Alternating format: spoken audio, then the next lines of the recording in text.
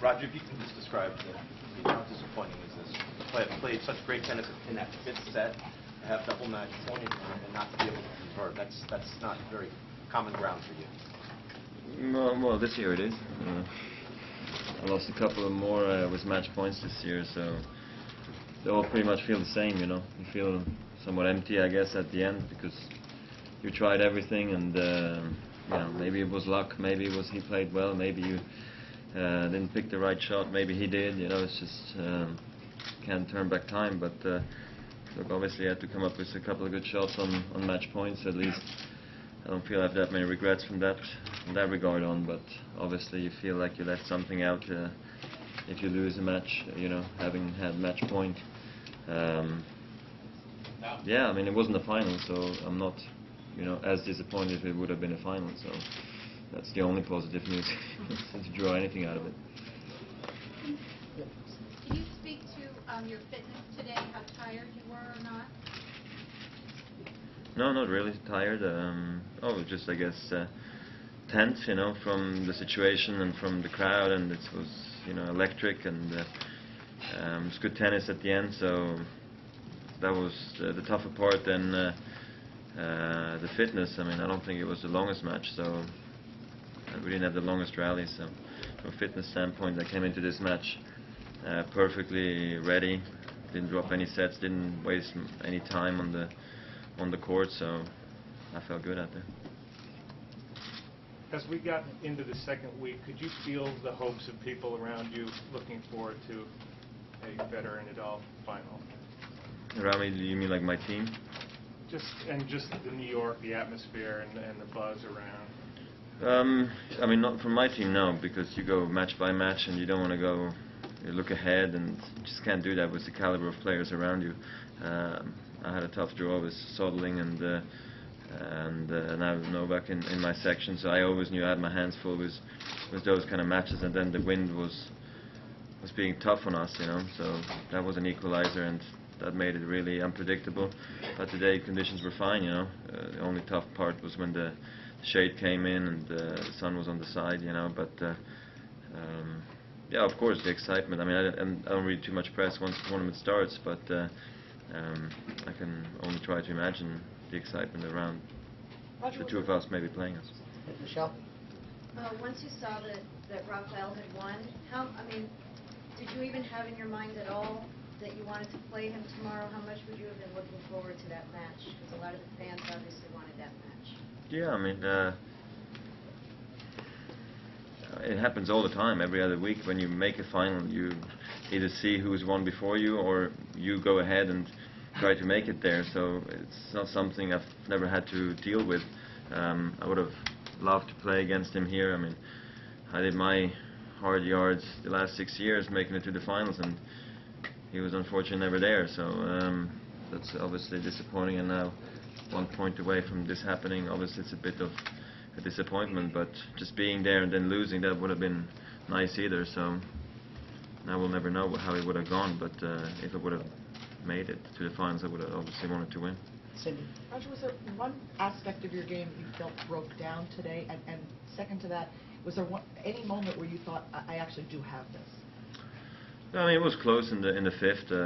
Unfortunately, you know, the second and fourth kind of, you know, snuck away from me. I guess the 1-all 40-15 game for me was a tough one to take in the second set, because I thought the momentum was completely on my side. I tried to play aggressive, not to give him too much rhythm, and it all came back at me, you know. So I let him back in a match like that, and at the end, it's not easy, you know. I mean, 3-all, 4-all, 5-all in the fifth, anything can happen, and that's the good part and the bad part, because it's not purely in your control. Sure, now looking back, obviously I missed a few too many forehands at the very end, but the match won't be decided on winners only. You'll also see mistakes, and he pushed me to make those, so credit to him.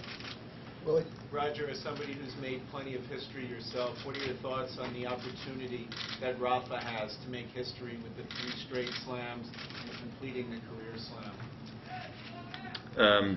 Fantastic. It's great for tennis, and it's great for him at a young age. He is to have that opportunity already. I don't know when I had my first opportunity in Paris, how old I was, but my guess would be that he's younger, you know. But it doesn't really matter if he's younger or not. It's a matter of can he make it? I mean, chances are good now, especially that Novak's so tired. But and Rafa's been playing so well. But it's exciting for tennis that we're doing something very special in tennis at the same time. Yeah, and I won't watch, but I hope he wins. Why won't you watch? Look, I've been around tennis for weeks and weeks and weeks right now. The last thing I want to do is watch another tennis match, so where I'm not a part of. I'll spend some time with my kids and take it easy, maybe go shopping. I don't know if shops are open here in New York Sundays, but I'm sure something's open, so we'll see.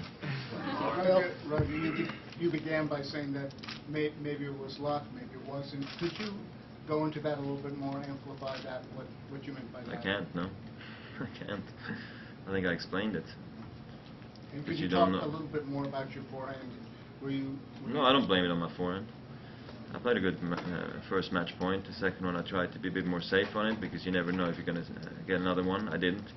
Played a good forehand under pressure. It's not easy to hit a winner, so it's the way it goes. Doug? Roger, I mean, you played a pretty epic game at 4-5 to hold there. I'm just wondering, sometimes when you lose a match like that, you feel like maybe you lost your opportunity. Do you feel like he maybe rose to the occasion and snatched the victory from you? Don't know.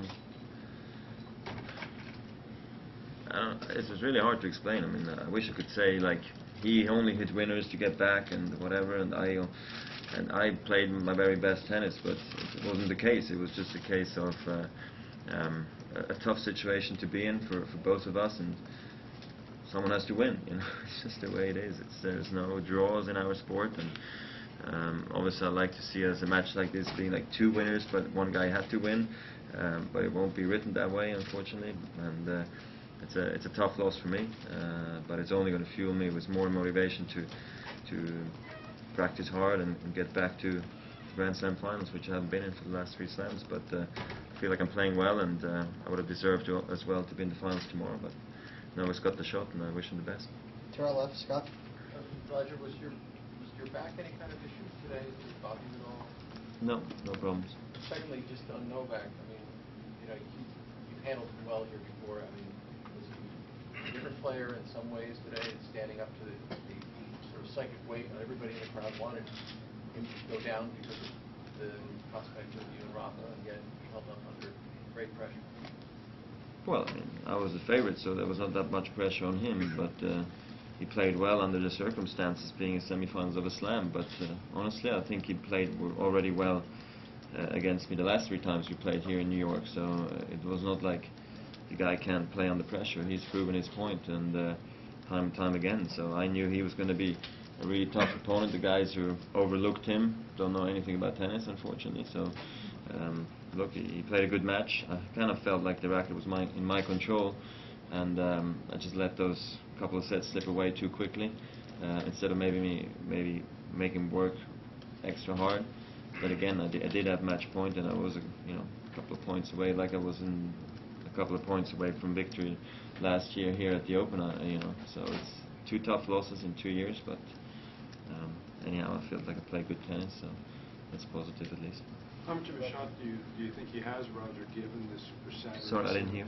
How much of a shot, you said Novak had a shot tomorrow, how much of a shot do you think he has given the Super Saturday setup? You've been through this a lot, in the fatigue factor.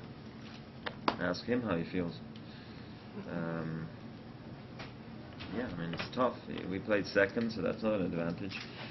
I'm not going to start saying bad things, but it's a tough setup. Saturday and Sunday finals, you know. Yeah, so we'll see how he feels coming out tomorrow. It's a big question mark. Roger, I don't know, I missed the first question, so I hope it hasn't been asked already. But you lost with match points with Verdic and with Baghdadis this year. I remember you 2 match points with Nadal in Rome, match points with Gasquet in Monte Carlo. Even a champion like you has some sort of different attitude when you have to play match points, and you play differently than in other situations, or I mean, do you feel some more pressure than normal? No. Well, I mean, if you're not serving, you, I guess, somewhat want to play safe on it, and not just donate an error, because you don't know if you're going to get another match point. And when you're serving, you're playing aggressive. So, I guess in many matches I didn't have match points in in those matches, but it's tough, Don't know what else I need to tell you. It's not a fun thing losing this match point, that's for sure. A few more questions in English. Did you have an opportunity to speak with your team, your coach, your wife, and your partner? Maybe you find some right words for you to support you? I don't need the right words. I'm old enough. I didn't speak to them much. No, I went to do doping, and here I am. So, look, everybody's a bit disappointed, but after the shower, I feel okay. So it's all good. Roger, what is it like the guy who's been on top of the mountain for years, and then the guy who's coming up, challenging and winning and so forth? What is the emotional ride of that?